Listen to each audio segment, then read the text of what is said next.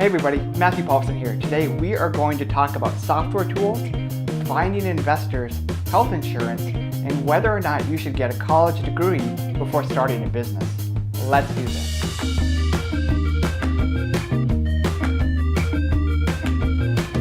This is officially episode 9 of Startup Q&A, the online video show that helps small business owners, entrepreneurs, and startup founders achieve their dreams of financial freedoms and grow their businesses. So whether you're just at the idea phase of your business or whether you have 100 employees, Startup Q&A is the show that will give you actionable ideas and advice that you can implement in your own business. Now, before we dive into the questions, I wanted to share one of the best business books that I read last year in a segment that I call the Tip of the Week. And that book that I'd like you all to read, especially if you're going to start any kind of business that has recurring revenue, is called Automatic Customer by John Warrilow. So if you ever want to start any kind of business where people pay you automatically every month for some kind of service, the Automatic Customer is the book that you should read because it gives you several different examples of business models that involve recurring revenue, how they work, how to do marketing for them, and then it also shows you the metrics that you have to make work in order to scale kind of a recurring revenue business. So you'll learn what things like customer acquisition costs mean, the lifetime value, and really kind of what the math equation has to be in order to build a successful scaling recurring revenue business. So I'd highly encourage you to read The Automatic Customer by John Warrilow if you've ever wanted to build a business that has recurring revenue. Recurring revenue is just it's a great idea for business because when you're selling something that's a one-off, every month your sales are starting back at zero. And then with recurring revenue, the money just comes in automatically. So, MarketBeat has a strong recurring revenue component. Subscriptions make up about $50,000 a month in revenue for us. And that money comes in whether or not I'm in Hawaii or I'm in my office here working. So it's kind of nice to have that pad that 50 grand in revenue covers all of our expenses. So we know that if we get no advertising revenue at all in a month, we're still covering our expenses, we're paying our salaries, everything's good to go. Because we have that recurring revenue component in place. So check out that book. That is the Tip of the Week. And with that, we are going to dive right into the questions. So every week we take 4 or 5 questions that are submitted through Facebook or through our website. So if you would like to have your question answered on Startup Q&A, go to the domain startupqa.co and fill out the form to submit your question. Okay, the first question comes from my friend Jaime Masters. She is the host of the Eventual Millionaire podcast. If you've never heard it before, go to eventualmillionaire.com. Check out her show. It's great. I've been on it a couple of times. I highly recommend it to other online entrepreneurs. Jaime writes, I'm working on writing an ultimate post about the tools millionaires use in their businesses. I'd love to hear about some of the tools you use to run MarketBeat. What are some of the tools that you use in your business, especially the ones that maybe no one has ever heard of before? So I think I want to share 5 different tools that I use to kind of run MarketBeat on a day-to-day basis. Some of them I've talked about in the show before, some of them I haven't. So let's just kind of run down that list of some of the tools that are really important to me to MarketBeat as a company. The first is Cloudflare. Cloudflare is kind of a web-based firewall and content delivery system, so it makes your website run super fast. It prevents your server from being bogged down. It's kind of something that sits in between the internet and your web server, and it caches a lot of stuff, images and scripts and CSS files, so that those files are served from Cloudflare, not from your server. So it kind of increases your server capacity by lightening the load on your server. It also blocks a lot of malicious traffic. So if you have like a WordPress website, there are all sorts of bots and things that try to hack WordPress websites for black hat SEO purposes. Cloudflare will block that stuff before it ever gets to your server. That's very important. If you've got somebody trying to DDoS you, Cloudflare will kind of stop that because you can block IP addresses and they can block a lot of that bad traffic before it gets to your web server. We use Cloudflare on all of our websites. It's been a great addition. That caching layer has allowed us to live with maybe half the servers we would otherwise, and it really doesn't cost much. They have a free tier, and they've got a $20 a month tier and a $200 a month tier, and all of our sites are on a $20 a month tier, and it has definitely been worth it to us. The second tool that I want to highlight is Zapier. I think it's pronounced Zapier. But it's a tool that connects different web applications together. If you've heard of the service called If This Then That or IFT, it's kind of like that, but it's much more on an enterprise level for quality, and it's got some better integrations, and you can use multiple accounts for the same service, where like with If This Then That, you're limited to kind of one account on that service. So say you want to connect to Twitter and you want to post something to say 10 different Twitter accounts. With If This Then That, you need 10 accounts. With Zapier, you need one Zapier account, and it just makes it a heck of a lot easier. It's more reliable, more consistent. In Zapier, it's a very valuable tool in our business. So for MarketBeat, we use Zapier to automatically post content from our internal system to StockTwits and Twitter. That's been a very valuable integration for us. And we also use it to move stuff from from Stripe and our internal system into QuickBooks. That's been a helpful integration. So it really makes working with other people's APIs really easy. You don't actually need to be a programmer to do it. But if you've always thought, it would be great if I did something with Facebook, it happened over here too. Zapier is kind of the tool that can make those automations happen for you without a lot of custom software work. The next tool is called Mail Monitor, and this is particularly relevant to people that run email marketing businesses or businesses that involve email marketing. But one of the things that cause people to lose money with their email marketing strategies is the messages that you send never get to your subscribers' inboxes, or they get stuck in a spam folder and people just never see them. And Mail Monitor is kind of an early warning system that will say, hey, at this particular ISP, all of your messages went to spam. You should probably try to do something about that. So the way Mail Monitor works is you add a list of email addresses that they give you to your mailing list. And then whenever you send out a mailing, you'll be sending it to Mail Monitor's addresses too, at Hotmail and Gmail and Yahoo and AOL. So they can say, hey, for this particular campaign, all of the messages sent to Gmail or AOL went to spam. Maybe here's why I did that and what you can do about it. So Mail Monitor is a great way to make sure that your messages are actually getting into the inbox. The next thing is Manage WP. We've talked about this on a previous episode, but this is a tool that lets you manage all of your WordPress websites in one place. So you can do updates, backups, install plugins on multiple sites at once. If you run more than, say, 5 WordPress websites, I think Manage WP is an invaluable tool that you should probably be using in your business. The next is kind of a set of 3 tools from Google, but it is Google PageSpeed Insights, the Google Mobile Friendly Test, and the Google Structured Data Testing Tool.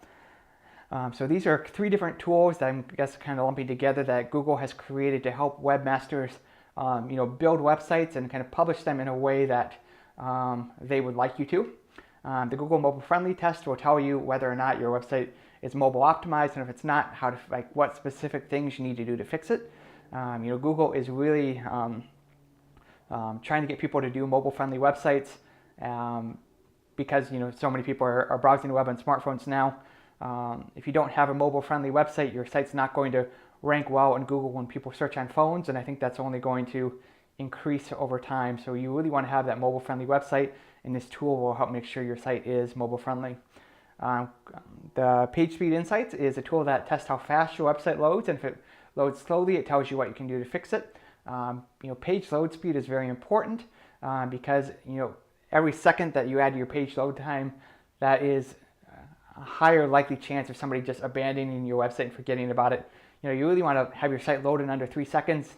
If your site takes longer than that to load, people are just going to leave and never think about your website again. So, if you can increase that, how fast your website loads, you'll make more ad revenue. Your customer or your website visitors will be more sticky. It's just a very important thing to do.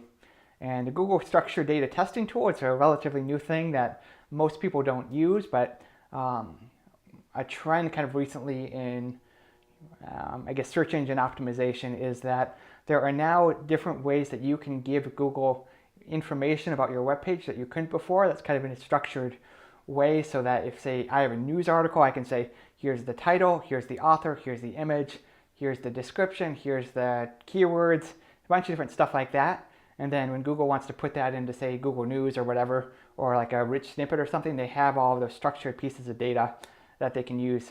One way we use this on marketbeat.com, if you search for like site:marketbeat.com and then the name of a company, you'll see in the search results there are star ratings.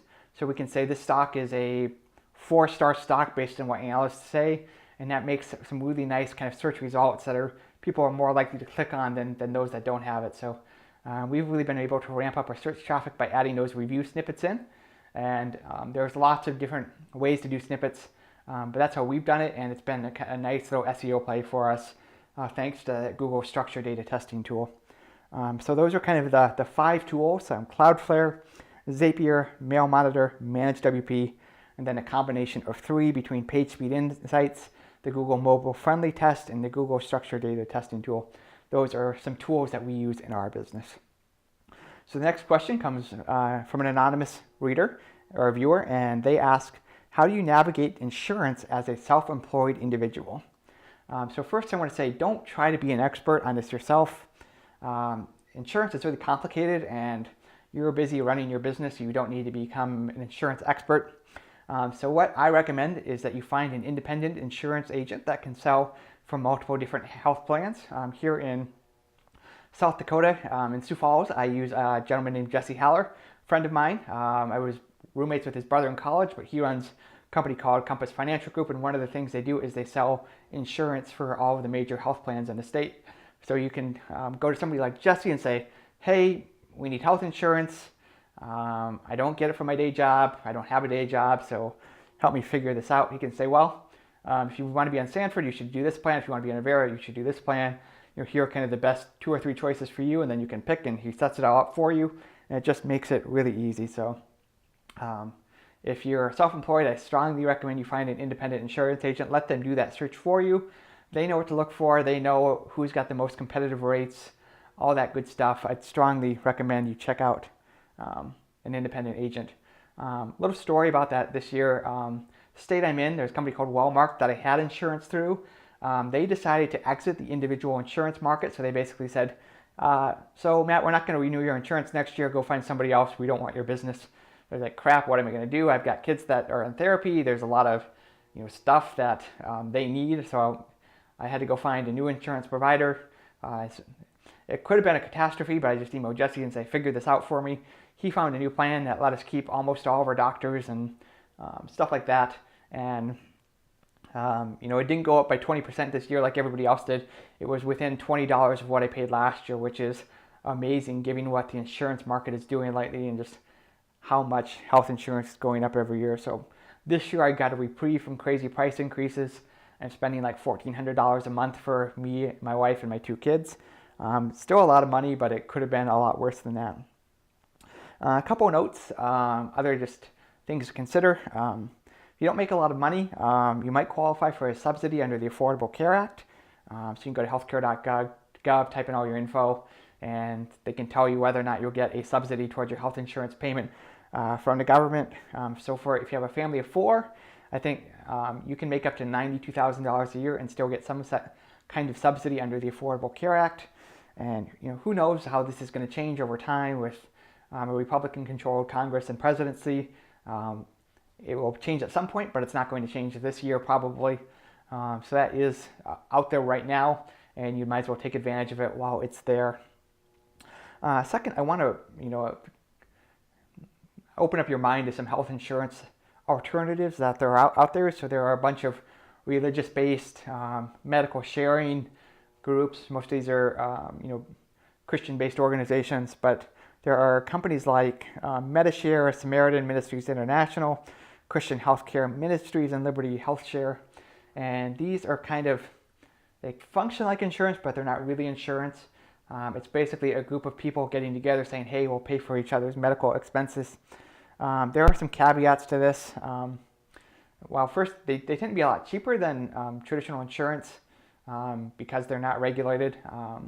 So, I've seen people, pay half of what they would for health insurance through these types of things. Works out really well for them. But they don't always cover everything. Stuff related to alcohol and smoking and sexually transmitted diseases. Sometimes these aren't covered because these religious organizations say you shouldn't be doing that stuff anyway, so we're not going to cover you if you get yourself into trouble with those things. There's also not a guarantee that they're going to pay all of your medical bills. That could get you into trouble. There's no like legal guarantee anyway. They say they will, but that's out there. So these can be a good thing maybe if you are really healthy and don't use a lot of medical care, but if you have some significant medical needs like our family does with their 2 premature children, maybe that's not something for you to look into. But it could be good for you in the right situation. Definitely check it out if you're trying to save some money. Those organizations are out there and are worth considering. So the next question comes from Katie Day, and Katie Day asks, how do you find investors to invest in your business? So first, you have to understand whether or not you have an investable business. And there are kind of 2 criteria that are a good place to start to figure out if somebody is going to want to invest. So first, do I have a team in place? Am I more than just me? If you are the business, it's probably not an investable thing. You really need to have a team in place. You need to have systems, employees, something that's just more than you and what you do. Because if you get hit by a bus, the investors lose all their money. If you decide to quit doing the company, they're out of money. So if there are 3 of you instead of 1 of you, that reduces the risk for investors. So investors love to see teams over individuals. So if you can get a team in place, that is always preferable to investors over an individual. Second, you need to have kind of a high growth type of business that can grow to 7, 8, and even 9 figures in annual revenue. So if there's no kind of clear path for you to get to being a really big company that makes lots of money, if you're just going to be like a local restaurant or retail store, that's going to be tough to find an investor for. And the reason for that is that angel investors, venture capitalists, they're making really high risk, high reward kind of investments. And as an angel investor, I know that 7 out of 10 companies that I invest in are going to fail. So the 2 or 3 companies out of 10 that I invest in really have to pay for the losses of those 7 or 8 that are going to fail. So I really need to get high returns on the companies that succeed. So I have to focus on companies that can grow big so I can get the returns that I need to cover all of those losses. So 7 out of 10 will fail, 1 or 2 will be kind of a first base hit where you get your money back or maybe double your money back, and hopefully 1 out of 10 will give you that 30 to 60x kind of return on your money that you're looking for as an angel investor. So if you have a scalable business, you can then go out and look for investors. The way to do this is to find other companies in your space. So let's say you're an educational technology company like my friends over at Montessorium. If I were them, I would go find other ed tech companies that have recently raised money and try to make a list of their investors. So I would get that list of companies. I would look them up on AngelList and Gust and Crunchbase and any news articles I can find about them and make a list of people that have invested in that company. And it's actually, that a lot of the information is out there. You just have to go find it. So if you can find it, make that list. You've got a list of people you can pitch to. Then you start cold calling, cold emailing, and say, hey, we've got this thing. We'd love to get some feedback or advice. And you just go down and have all of those meetings. And that's a good way to find investors. The other opportunity for early stage kind of capital are angel funds and venture capital groups. I run one. It's called Follow the Angel Fund. So there are groups of angel investors that pool their money together into a fund, and the goal is to kind of diversify a little bit and invest in a bunch of different companies that are all in that early stage that have high growth potential but haven't gotten there yet. So at Follow the Angel Fund, we've raised $1.35 million to invest in 10 to 15 high growth startups, and we're actively looking for companies to invest in that meet our criteria. So there are 5 of those in the state of South Dakota, and there's probably a lot more of these in bigger states than ours. But these groups exist, so if you can find them, get on their radar, apply to pitch, show them that you're credible, get in front of them, that can be a great way to raise some money in addition to any individual investors that you might find. I think it's also important to recognize that you're probably going to have multiple investors. So you're raising $1 million, it's probably not going to come from one person. It's probably going to come, $250,000 from one person, 100,000 from a few people, 50,000 from a few people. There's going to be a breakdown like that where you've got a whole cap table of people that have given you money for part of your deal. That's a more likely scenario than having one big investor giving you money. So that's kind of the advice that I give to people. 1, make sure you have a scalable company. 2, find investors that have invested in similar businesses or in like similar geographic locations as you have. And then 3, also look at angel groups and venture capital groups and see if there are any other opportunities to pitch there. The next question comes from Lisa Groon, and she asks, do you recommend a formal education for a new entrepreneur? Like a BS in business administration, an MBA, a basic accounting class, or anything like that? So I guess the short answer is no.